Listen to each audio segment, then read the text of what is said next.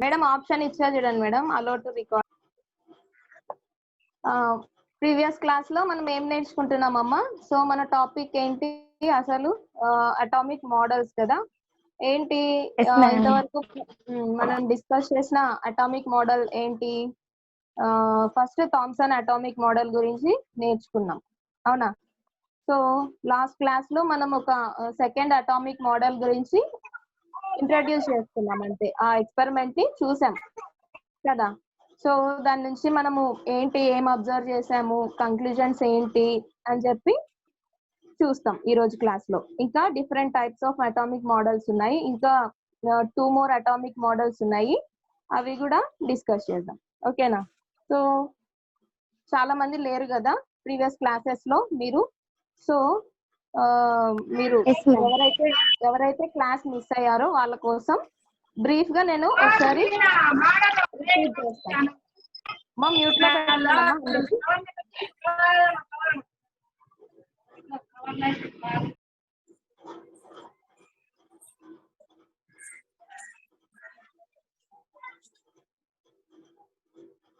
Okay. So ఏంటి previous class లో మనం నేర్చుకున్న ఏంటి, ఫస్ట్ బేసిక్స్ ఏంటి, సబ్ అటామిక్ పార్టికల్స్ గురించి నేర్చుకున్నాం కదా. So how many sub atomic particles that was discovered so far అంటే 3 types of subatomic particles అని నేర్చుకున్నాం. What are they? So one is electron, right? So the subatomic particle that was first discovered is electron కదా. Who discovered electron? Who discovered electron?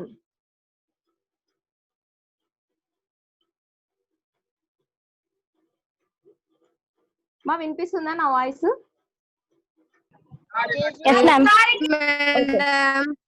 So మా మీరు ఎవరైనా ఇంట్లో disturbance గా ఉంటే మీరు మ్యూట్ చేసేసుకోండి. నేను ఏదైనా క్వశ్చన్ అడిగినప్పుడు ఆన్సర్ చేయండి అన్మ్యూట్ చేసుకొని, ఓకేనా? So okay ma'am. Okay. Who discovered electron? Who discovered electron? Very good, very good. JJ Thomson discover చేశారు, అవునా?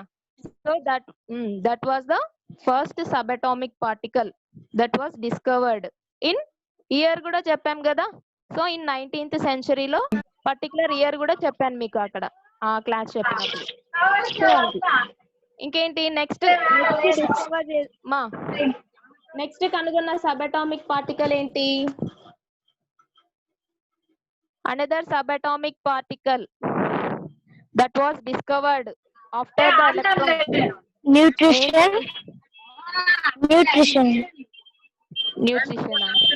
ఎక్కడ వస్తుంది? న్యూట్రిషన్ ప్రోటాన్ కదా. So next sub-atomic particle that was discovered after electron అంటే ఏంటి? ప్రోటాన్. సో ఫస్ట్ కనుగొన్న subatomic particle electron, తర్వాత proton అనే సబ్-అటామిక్ పార్టికల్ ని కనుగొన్నారు. ఎవరు డిస్కవర్ చేశారు ప్రోటాన్ ని అంటే రూథర్ఫర్డ్ అని నేర్చుకున్నారు. Rutherford 1920. Very good. So next ఇంకొక సబ్-అటామిక్ పార్టికల్ ఉంది కదా మనకు, ఏంటది?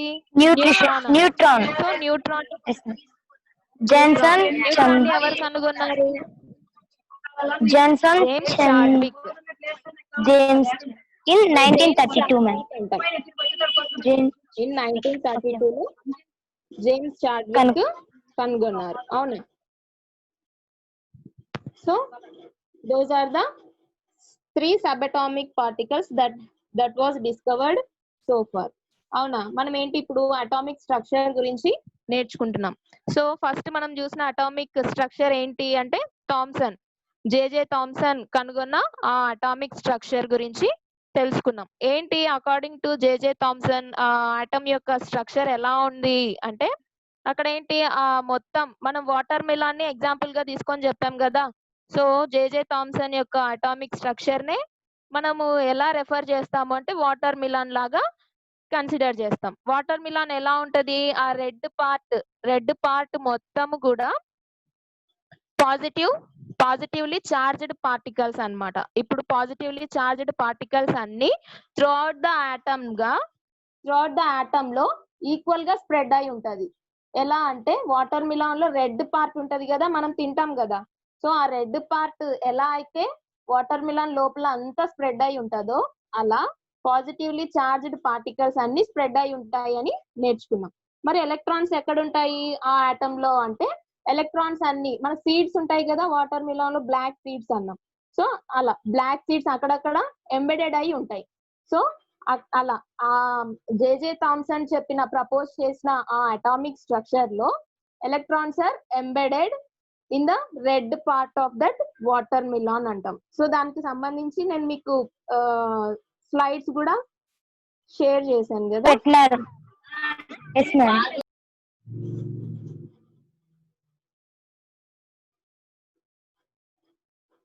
కనిపిస్తుందా స్క్రీన్? Yes ma'am. సో అక్కడ వాటర్ మిలాన్ లాగా మనము ఆ అటామిక్ స్ట్రక్చర్ ని కన్సిడర్ చేస్తే ఏమైంది అక్కడ, రెడ్ పార్ట్ అనేది ఏంటి, పాజిటివ్లీ చార్జ్డ్ పార్టికల్స్ అన్నాం. అవునా? కనిపిస్తుందా screen? So same as it is. ఇక్కడ చూడండి పక్కన అది ఆటమ్ ఏంటి, రెడ్ కలర్ లో ఉంది కదా ఇట్ సైడ్. సో ఆ ఎలక్ట్రాన్స్ అనేటివి ఎలా ఉన్నాయి చూడండి, ఆ రెడ్ పార్ట్ అంతట్లో ఎంబెడెడ్ అయి ఉన్నాయి, అంటే ఇలా దాని లోపల ఉండిపోయినాయి. అలా ఎట్లా అంటే అక్కడ బ్లాక్ సీడ్స్ వాటర్ మిలాన్ లో ఎలా అయితే ఉంటాయో, ఆటమ్ లో కూడా ఎలక్ట్రాన్స్ అనేటివి అలా ఎంబెడెడ్ అయి ఉంటాయి అని చెప్పాం. That was the first atomic model proposed by JJ Thomson, right? So అక్కడ జేజే థామ్సన్ ఆయన చెప్పిన పాస్టులేట్స్ గురించి నేర్చుకున్నాం. నెక్స్ట్ ప్రీవియస్ క్లాస్ లో మనం చూసిన అటామిక్ మోడల్ ఏంటి, రూథర్ఫర్డ్ ఆల్ఫా స్కాటరింగ్ ఎక్స్పెరిమెంట్ కదా. సో రూథర్ఫర్డ్ ఎవరు? రూథర్ఫర్డ్ యాక్చువల్ గా జేజే థామ్సన్ యొక్క స్టూడెంట్. ప్రోటాన్ నేర్చుకున్నాం. అవునా? స్టూడెంట్. ఎవరు రూథర్ఫర్డ్ అంటే జేజే థామ్సన్ యొక్క స్టూడెంట్. J J Thomson. మ్యూట్ పెట్టుకోండి, మ్యూట్ పెట్టుకోండి.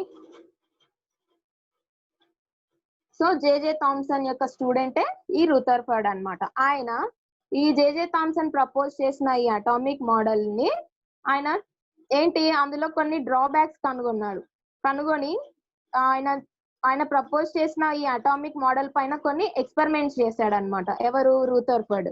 ఎలా ఎక్స్పెరిమెంట్ చేశారు అంటే, ఆల్ఫా పార్టికల్స్ ని తీసుకొని ఒక గోల్డ్ ఫాయిల్, లాస్ట్ టైం నేను చూపించాను కదా మీకు ఆ ఎక్స్పెరిమెంట్ కూడా.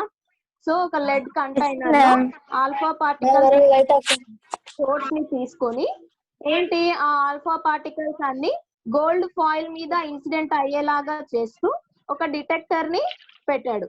సో నేను చూపిస్తాను, ఎందుకంటే మీరు చాలా మంది లాస్ట్ క్లాస్ లో లేరు కదా. సో వాళ్ళ కోసం ఒక 2 minutes ఆ వీడియో నేను ప్లే చేస్తా, చూడండి.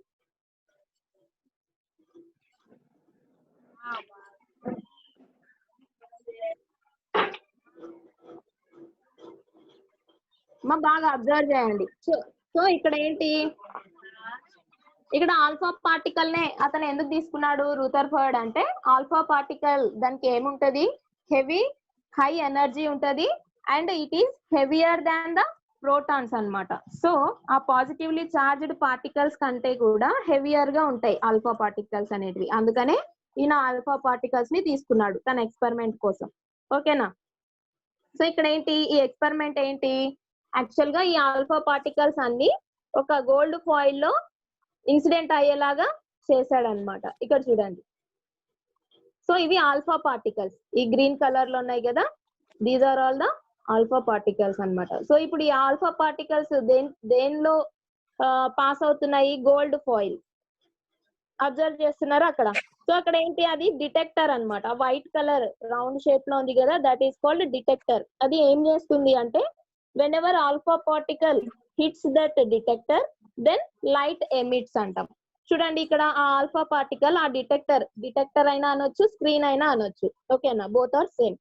ఆ ఆల్ఫా పార్టికల్ ఎప్పుడైతే ఈ గోల్డ్ ఫాయిల్ లోపల నుంచి ట్రావెల్ చేసి డిటెక్టర్ ని హిట్ చేస్తుందో, అప్పుడు మనకి లైట్ అనేది ఎమిట్ అవుతుంది. అక్కడ చూడండి, అక్కడ స్పార్క్స్ అనేటివి కనిపిస్తున్నాయి కదా.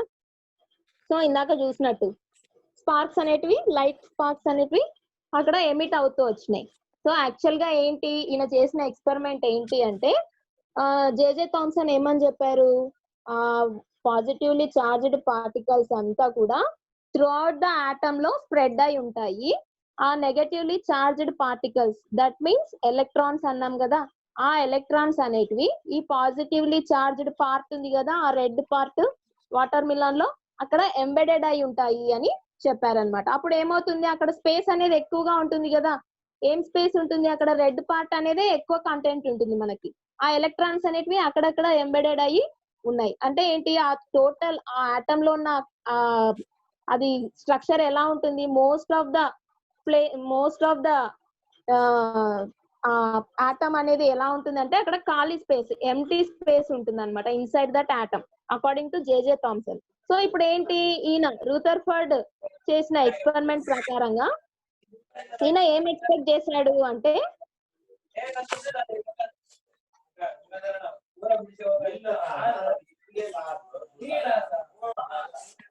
సో ఈయన ఎక్స్పెక్ట్ చేసింది ఏంటి, రూథర్ఫర్డ్ ఎక్స్పెక్ట్ చేశాడు, ఏం ఎక్స్పెక్ట్ చేశారంటే, సో ఆయన చేసిన ఈ ఆల్ఫా స్కాటరింగ్ ఎక్స్పెరిమెంట్ ద్వారా, ఇక్కడ చూడండి, ఇక్కడ ఫిగర్ ని మీరు అబ్జర్వ్ చేస్తే, అమ్మా మ్యూట్ లో పెట్టుకోండి అమ్మా అందరూ.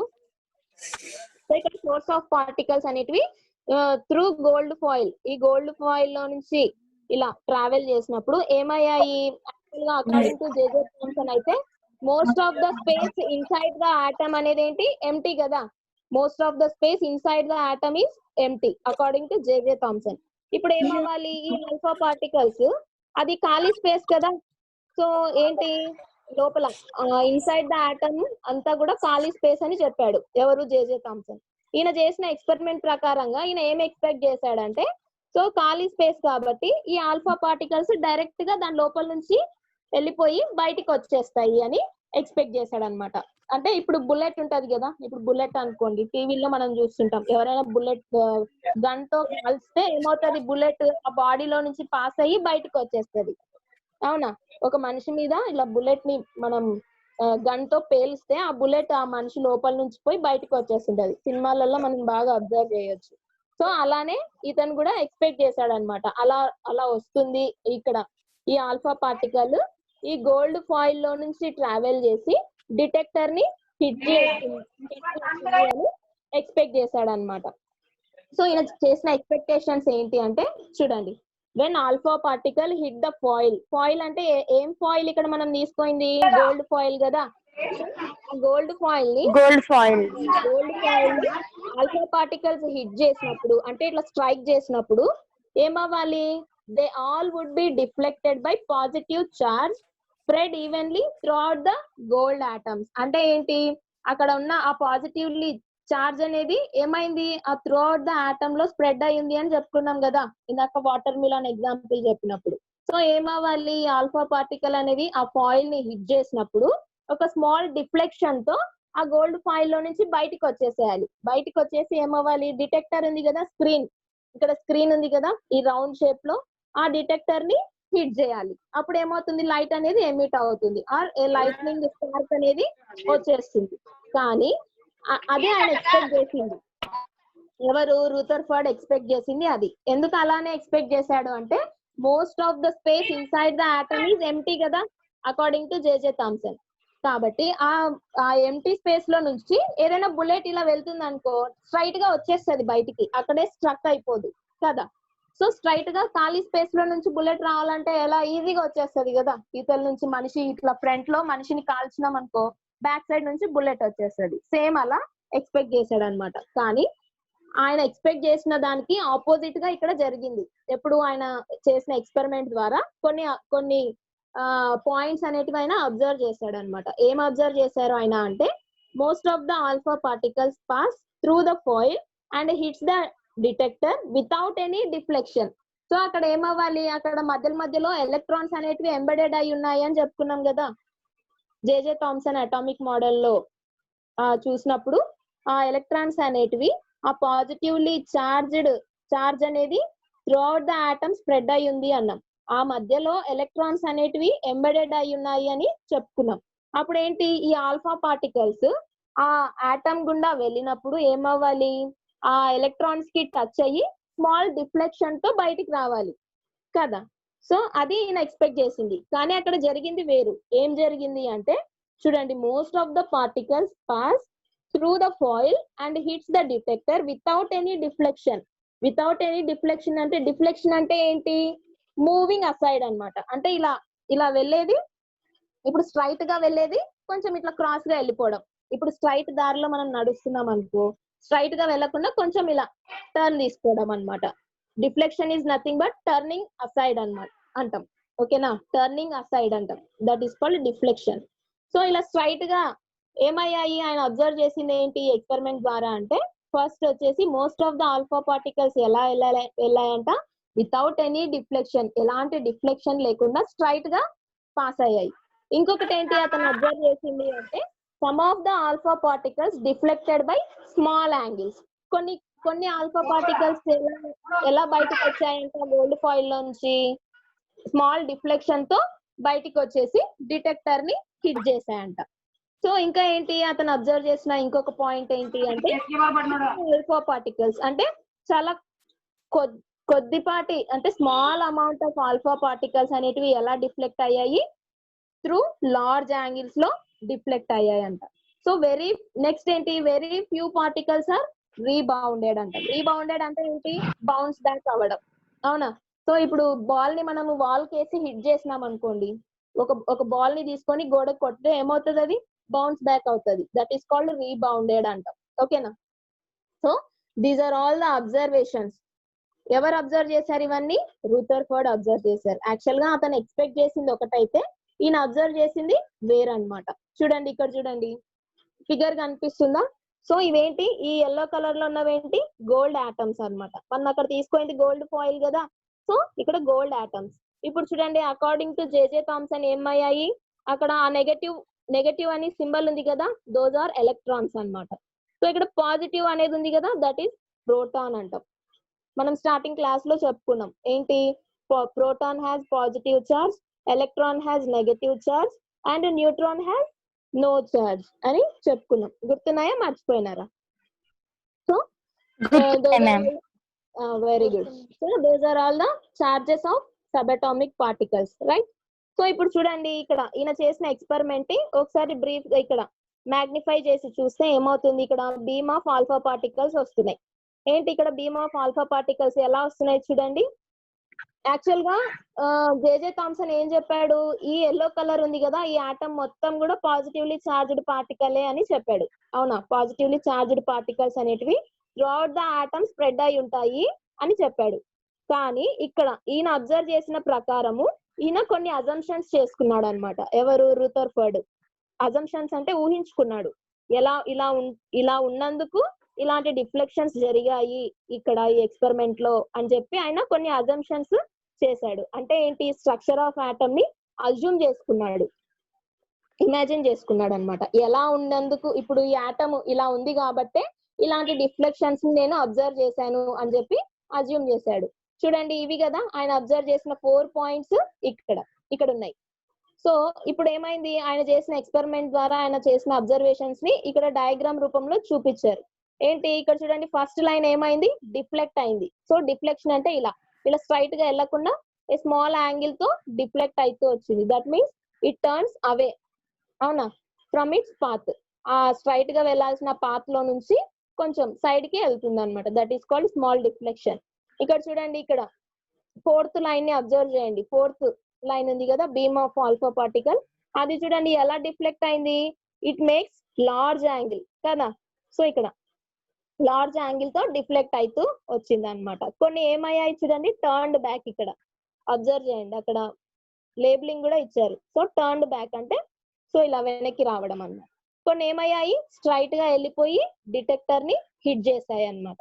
So these are all the observations that was observed by Rutherford అని చెప్తాం.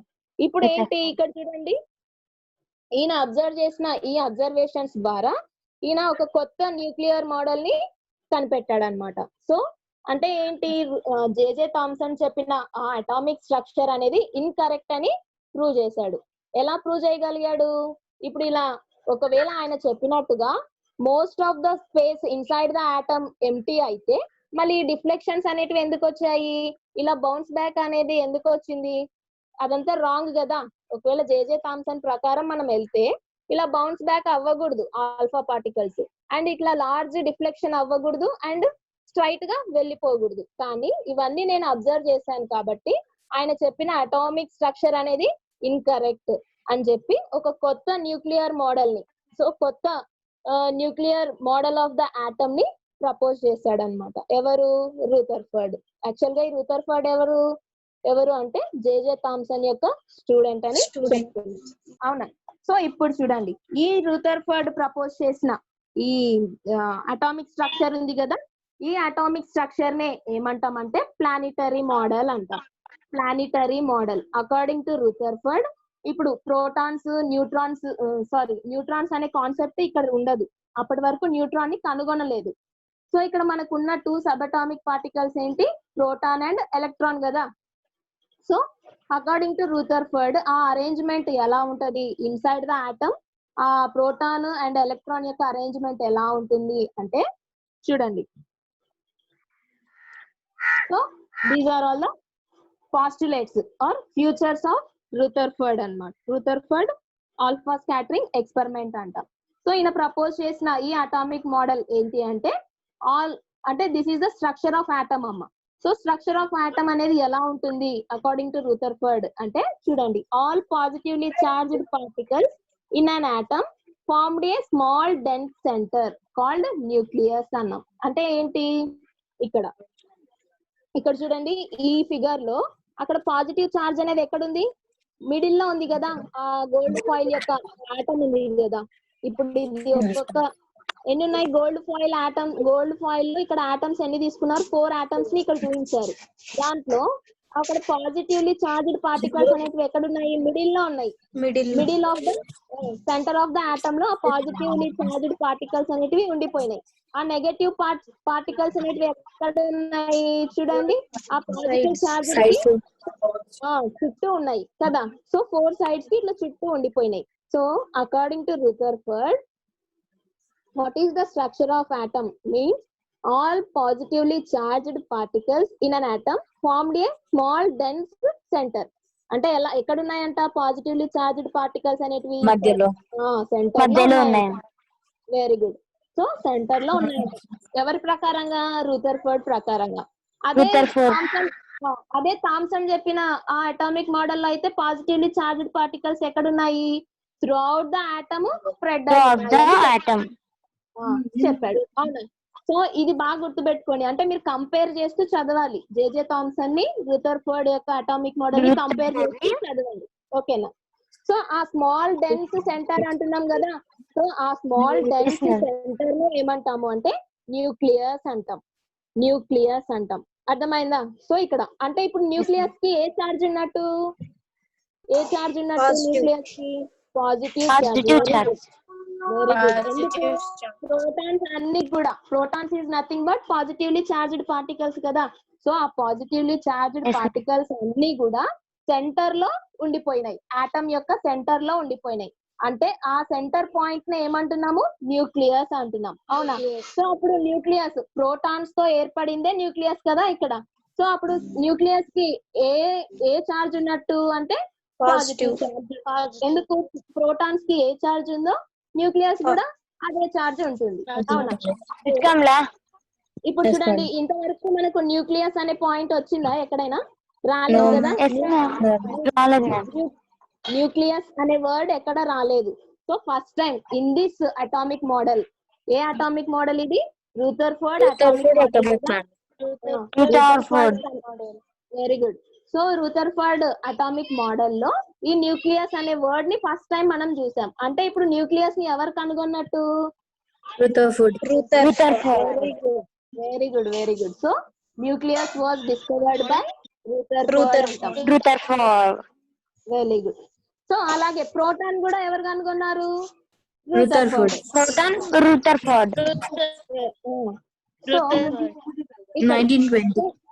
1920 లో ma'am. Very good.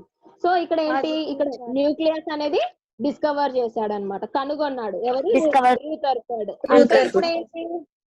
According to Rutherford ఆ స్ట్రక్చర్ ఆఫ్ ఆటమ్ ఎలా ఉన్నట్టు అంటే ఆ ఆటమ్ యొక్క సెంటర్ లో న్యూక్లియస్ ఉంది అండ్ ఎలక్ట్రాన్స్ ఎక్కడ ఉన్నాయంట? చూడండి second point, Electrons revolve around the nucleus in well-defined orbits and also referred as planetary model అన్నారు. సో ఇప్పుడు ఎలక్ట్రాన్స్ ఎక్కడ ఉన్నాయంట? ఆ న్యూక్లియస్ చుట్టుపక్కల న్యూక్లియస్ చుట్టూ ఉన్నాయి. ఉండడమే కాదు, తిరుగుతా ఉన్నాయంట. న్యూక్లియస్ చుట్టూ తిరుగుతా ఉన్నాయంట. Like planetary model. మనకి సోలార్ సిస్టమ్ తెలుసు కదా, సోషల్ లో మనం చదువుతూ ఉంటాం. సిస్టమ్ లో ఏంటి, మనకి ప్లానెట్స్ ఉన్నాయి. How many planets are there? How many planets are there? 9 planets are 8 ma'am. 8 or 9? 8 ma'am. Okay. So అక్కడ ఏంటి, ఆ ప్లానెట్స్ ఎలా ఉంటాయి? అక్కడే ఉండిపోతాయా స్టేబుల్ గా? డైలీ అవి తిరుగుతా ఉంటాయి. సన్ చుట్టూ తిరుగుతున్నాయి. Very good. సన్ చుట్టూ తిరుగుతా ఉంటాయి. ఇప్పుడు చూడండి, ఆ సోలార్ సిస్టమ్ ని ఇక్కడ ఈ రూథర్ఫర్డ్ యొక్క స్ట్రక్చర్ ఆఫ్ ఆటమ్ ని మనం కంపేర్ చేస్తూ చూస్తే ఏమవుతుంది, అక్కడ సన్ చుట్టూ ప్లానెట్స్ అనేటివి రివాల్వ్ అవుతూ ఉంటాయి. ప్లానెట్స్ అని రివాల్వ్ అవుతూ ఉంటాయి. ఇన్ అన్ ఆర్బిట్ అంటారు. అన్నిటికీ ఒక ఆర్బిట్ అనేది ఉంటది కదా, ఎట్లా పడితే అట్లా తిరగవు కదా అవి. సో అవన్నీ ఆర్బిట్ లో తిరుగుతా, ఒక ఆర్బిట్ లో తిరుగుతా ఉంటాయి. Same as here. ఏంటి, ఎలక్ట్రాన్స్ అనేటివి ఆ న్యూక్లియస్ చుట్టూ డెఫినెట్ ఆర్బిట్స్ లో తిరుగుతా ఉంటాయి అన్నమాట. అర్థమైందా? సో ఇక్కడ చూడండి, కనిపిస్తుందా? సో ఇక్కడ ఏంటి, ఈ సోలార్ సిస్టమ్ తో మనం ఈ స్ట్రక్చర్ ఆఫ్ ఆటమ్ ని కంపేర్ చేసి చూస్తే ఎలా ఉంది చూడండి. సన్ చుట్టూ ప్లానెట్స్ ఎలా అయితే రివాల్వ్ అవుతూ ఉంటాయో, న్యూక్లియస్ చుట్టూ ఎలక్ట్రాన్స్ అనేటివి రివాల్వ్ అవుతూ ఉంటాయి. అలా రివాల్వ్ అవ్వవు. ఎలా? డెఫినెట్ ఆర్బిట్స్ తో, ఆర్బిట్స్ ఉంటాయి కదా, అంటే ఏంటి, వాటికి ఒక పాత్ అనేది ఉంటది. అవునా? చూడండి, వాటి మధ్యలో డిస్టెన్స్ ఎంత ఉండాలో ఆ డెఫినెట్ ఆర్బిట్స్ లో మాత్రమే, వాటికి నియమించిన ఆర్బిట్స్ లో మాత్రమే అవి తిరుగుతా ఉంటాయి. Same as in structure of atom. ఓకేనా? సో ఇక్కడ చూడండి, పైన ఏంటి, అక్కడ మధ్యలో ఉన్న ఆ సెంటర్ పార్ట్ ఏంటి, దట్ ఈస్ న్యూక్లియస్. కనిపిస్తుంది అక్కడ ఎల్లో అండ్ గ్రీన్ కలర్ లో మిక్స్ అయింది ఏంటి, అది న్యూక్లియస్. Very good. సో ఇక్కడ రెడ్ కలర్ లో ఉన్నాయి కదా, అవన్నీ ఎలా ఉన్నాయి చూడండి, ఆ న్యూక్లియస్ చుట్టూ తిరుగుతా ఉన్నాయి.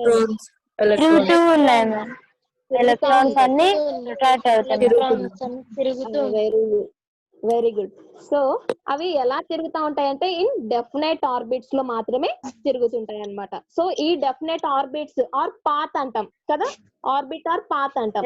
ఆ డెఫినెట్ ఆర్బిట్స్ నే ఏమంటాము అంటే షెల్స్ అంటాం. షెల్స్ ఇక్కడ చూడండి. సో ఇక్కడ చూపించలేదా? ఓకే, వాటినే ఏమంటామంటే షెల్స్ అంటాం. ఒక్క నిమిషం నేను చూపిస్తాను.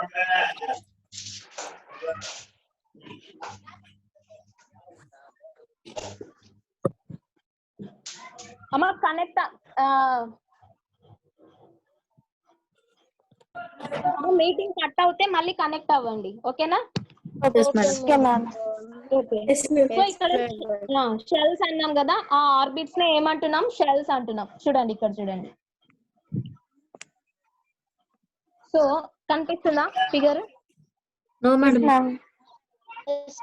కనిపించట్లేదా? స్క్రీన్, నా స్క్రీన్ చూడండి ఒకసారి. నా స్క్రీన్ మీద టచ్ చేయండి, కనిపిస్తుంది. ఇప్పుడు కనిపిస్తుందా? చూడండి, అక్కడ ఏంటి, పాజిటివ్ అని ప్లస్ అని సింబల్ ఉంది కదా, అదేంటి, న్యూక్లియస్. అవునా? సో ఆ రౌండ్స్ ఉన్నాయి కదా, దోస్ ఆర్ ఆర్బిట్స్ అంటాం. వాటిని ఎలక్ట్రాన్స్ అనేటివి అలా డెఫినెట్ ఆర్బిట్స్ లో రివాల్వ్ అవుతూ ఉంటాయి. దేని చుట్టూ అంటే న్యూక్లియస్ చుట్టూ. అవునా? సో న్యూక్లియస్ చుట్టూ రివాల్వ్ అవుతూ ఉంటాయి అన్నమాట.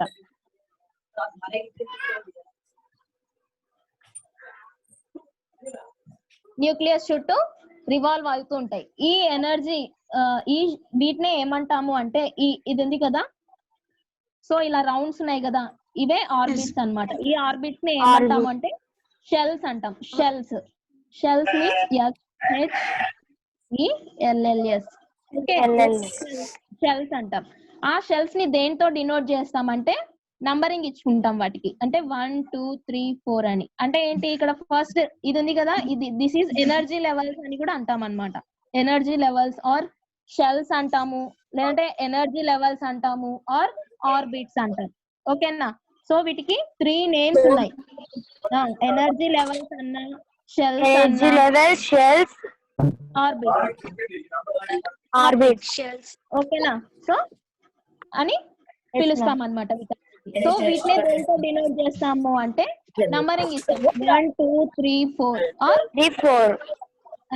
నెక్స్ట్ ఇక్కడ denote KLMN KLMN MNO denote చేస్తాం అన్నమాట. So these are all the energy levels. Okay, energy levels of atom అంటాం. వాటినే ఆర్బిట్స్ అంటాం, లేదంటే షెల్స్ అంటాం. ఓకేనా? షెల్స్. అర్థమైందా ఎలా ఇవాల్వ్ అవుతాయి ఎలక్ట్రాన్స్ అని చెప్పి? So yes ma'am. ఇప్పుడు ఏంటి అంటే ఇవి ఉన్నాయి కదా, ఎలక్ట్రాన్స్ ఏమైతున్నాయి, దాని చుట్టూ తిరుగుతా ఉన్నాయి. రొటేట్ అవుతున్నాయి. రొటేట్ అవుతున్నాయి. Very good. సో రొటేట్ అవుతున్నప్పుడు ఇక్కడ సైజ్ ఆఫ్ ద న్యూక్లియస్ అనేది ఎలా ఉంటుంది అంటే size of the nucleus is very small when compared to the size of the atom. Okay, అర్థమవుతుందా నేను చెప్పేది? Yes madam. Yes ma'am. ఇక్కడ ఇక్కడ చూడండి, ఇది ఆటమ్ అనుకుంటే, సారీ ఇది న్యూక్లియస్ అనుకుంటే పాజిటివ్ చార్జ్ కదా. సో ఎలక్ట్రాన్ అనేది ఏమైతుంది, దీని చుట్టూ ఇలా రొటేట్ అవుతుంది, రైట్? సో ఇదంతా ఎక్కడ జరుగుతుంది? ఈ ప్రాసెస్ అంతా ఇన్సైడ్ ద ఆటమ్ కదా. సో ఈ ప్రాసెస్ అంతా ఎక్కడ జరుగుతుంది?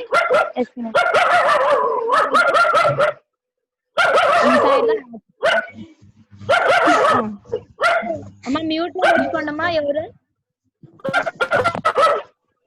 ఈ ప్రాసెస్ అంతా ఇన్సైడ్ ద ఆటమ్ జరుగుతుంది. అంటే ఏంటి ఇక్కడ చూడండి, దిస్ ఈజ్ ఆటమ్ కదా. ఇక్కడ నేను గీస్తున్నది ఏంటి, ఇది atom. ఇక్కడ న్యూక్లియస్ ఎక్కడ ఉంది? This is the nucleus. Centre మధ్యలో ఉంది మేడం. ఆటమ్ కి సెంటర్ లో ఉంటది, అవునా? ఆటమ్ కి మధ్యలో ఉంటది, దట్ ఈస్ న్యూక్లియస్. సో ఇప్పుడు చూడండి, సైజ్ ఆఫ్ ద ఆటమ్ ఇది, సైజ్ ఆఫ్ ద న్యూక్లియస్ ఇది. ఇప్పుడు చూడండి దేని సైజ్ పెద్దగా ఉన్నట్టు, దేని సైజ్ పెద్దగా ఉన్నట్టు? ఆటమ్ యొక్క సైజ్ పెద్దగా ఉందా, న్యూక్లియస్ యొక్క సైజ్? Atom size ma'am. ఇది ఆటమ్ సైజే పెద్దగా ఉంది కదా.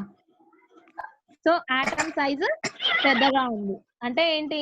Size of the atom is bigger than the size of the nucleus అంటాం. Size of the nucleus. Okay okay, కనిపిస్తుందా స్క్రీన్? Yes madam.